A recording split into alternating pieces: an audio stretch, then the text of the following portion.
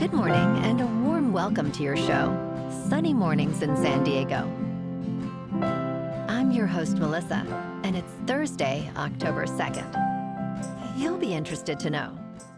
189 years ago, today in 1836, the naturalist Charles Darwin returned to England after a 5-year voyage aboard the ship Beagle, carrying specimens and observations that would inspire his theory of evolution by natural selection, a milestone in biological science and human understanding of life. So now you know. And now, it's time for the Surf Report. Thursday at Tourmaline. This morning it's looking fair with 2+ feet waves. Conditions are clean until around 10 when it shifts to choppy as the wind comes onshore at 6 miles per hour. Expect the swell to build slightly by the afternoon, reaching up to 3 to 4 feet with continued choppy conditions.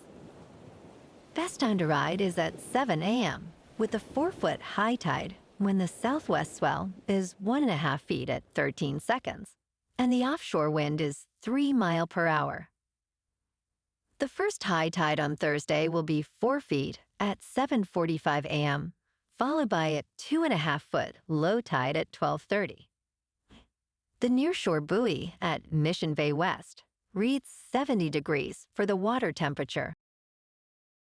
Friday offers clean conditions with waves around 3 to 4 feet early, but choppy conditions develop by midday as winds shift. Saturday remains fair with consistent 3+ foot sets, though onshore winds create some chop in the afternoon. Sunday sees a steady 2 to 3 foot swell with clean conditions throughout, making it the most favorable day of the period. This morning, there's patchy fog, and it feels like 66 degrees with 5 mile per hour wind. The sunset will take place at 6:33, and it will rise again tomorrow at 6:46. It looks like we're in for some patchy fog early today, but it should clear up by mid-morning, leading to mostly sunny skies with a high near 75 and a light northwest breeze.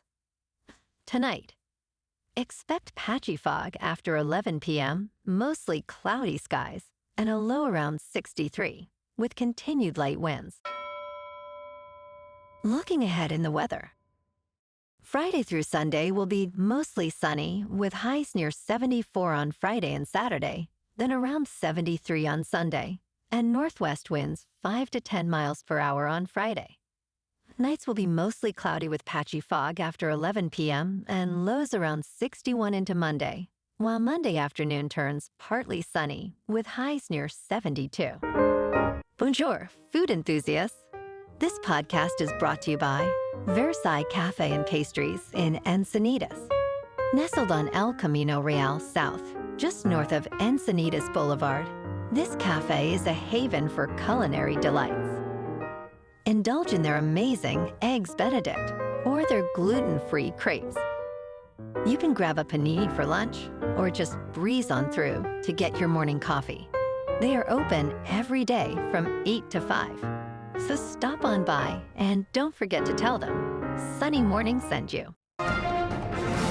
In local news, the County Board of Supervisors will consider a proposed housing development in the communities of Harmony Grove and Elfin Forest, opposed by some residents concerned about wildfire evacuation points. The Planning Commission recently approved the Harmony Grove Village South project, which includes 453 units and various amenities. Opponents argue that the project has only one evacuation point, potentially adding 1,000 vehicles to a 2-lane road. 7 wildfire scientists and safety experts warn that the development would expose residents to extreme wildfire risk. In response, developers claim they have implemented measures to mitigate fire danger, but residents remain unconvinced.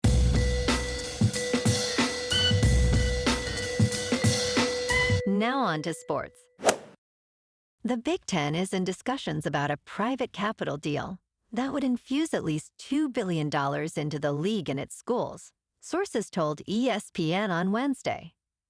The discussions include a 10-year extension of the league's grant of rights until 2046, ensuring long-term stability. The private capital deal and grant of rights extension have been discussed for months, presenting a distinct blow to outside entities attempting to form super leagues. A decision on the private capital deal is expected soon, with 3 entities under consideration. The setup being discussed is the formation of a new commercial entity, Big Ten Enterprises, to house all revenue generation. And tonight on Thursday Night Football, the 3-1 49ers are at the 3-1 Rams. Kickoff is at 8:15 p.m. on Amazon Prime Video. Los Angeles is favored by 8.5, and the over-under is 45.5. In local sports. Yesterday afternoon at Wrigley Field in Chicago, the Padres beat the Cubs 3-0 in wildcard Game 2. Morejon earned the win with 2.1 innings pitched and 1 strikeout. Machado hit a solo home run in the 5th, while Merrill's sacrifice fly brought in the first run. The Friars finished with 7 hits and no errors, leaving 7 runners on base. This afternoon, it's do or die in Chicago. Darvish is 5-5 with a 5.38 earned run average, faces Jameson Taillon, who is 11-7 with a 3.68. First pitch is at 12:08 at Wrigley Field with clear skies and a comfortable 76 degrees expected.